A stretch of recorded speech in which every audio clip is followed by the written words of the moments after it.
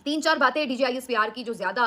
सब लोग डिस्कस कर रहे थे, उसमें पहली बात उन्होंने जब ये कहा कि अगर फ़ौज को सियासत-ज़दा कर दिया जाए, तो फ़ौज जो है वो बेकार हो जाती है और उसको नाक़ाबिले तलाफ़ी नुकसान पहुँचता है और पाकिस्तानी फ़ौज का सियासत से कोई ताल्लुक नहीं है। और ये जो उनका जुमला है, हमेशा वो हर प्रेस कॉन्फ्रेंस में कहते हैं और हर प्रेस कॉन्फ्रेंस में इसके ऊपर यकीनी तौर पर उसके बाद तनकीद होती है, क्योंकि पाकिस्तान के जो एक तनाज़ुर में अगर देखा जाए, तो हर शहरी ये जानता है कि पाकिस्तान में अगर 4 मार्शल लॉ लगे थे, तो वो कोई ट्रैफ़िक वार्डन्स ने तो नहीं लगाए थे। ज़ाहिर है, सियासत में पाकिस्तानी फ़ौज का एक बहुत वाज़ेह किरदार रहा है और हमेशा रहा है। कभी सामने रहा है, कभी पसे पर्दा रहा है, लेकिन बहरहाल खुद जनरल बाजवा जो कि आर्मी चीफ थे, उन्होंने भी अपने मुँह से इस बात का इकरार किया था कि पाकिस्तान की फ़ौज सियासत में मुलविस रही है और उन्होंने ये अहद किया था कि अब पाकिस्तानी फ़ौज जो है वो सियासत में मुलविस नहीं रहेगी। लेकिन उसके बावजूद भी जो मामलात हुए, जिस तरह से अदम एतमाद आई, उसकी सारी कहानी खुद अदम एतमाद के किरदारों ने भी बाद में बयान कर दी थी। वो मौलाना फजल रहमान हो, दीगर किरदारों जो सब ये बता रहे थे, अली वज़ीर हो, बाकी लोग हों, कि किस तरह जनरल बाजवा ने अदम एतमाद के लिए पूरी की पूरी एक साजिश तैयार की थी। तो सियासी किरदार तो हमेशा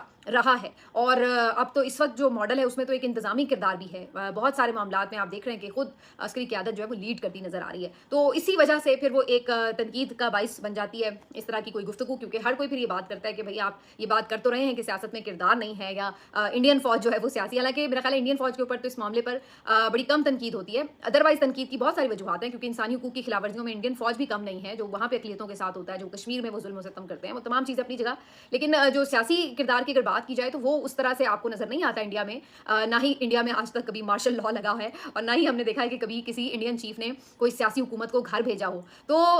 इस लिहाज से ये जो उनकी बात थी वो काफ़ी ज़्यादा डिबेटेबल थी और ज़ाहिर है कि इसके ऊपर फिर काफ़ी तनकीद हुई। फिर इसी तरह उन्होंने ये गुफ्तगू भी की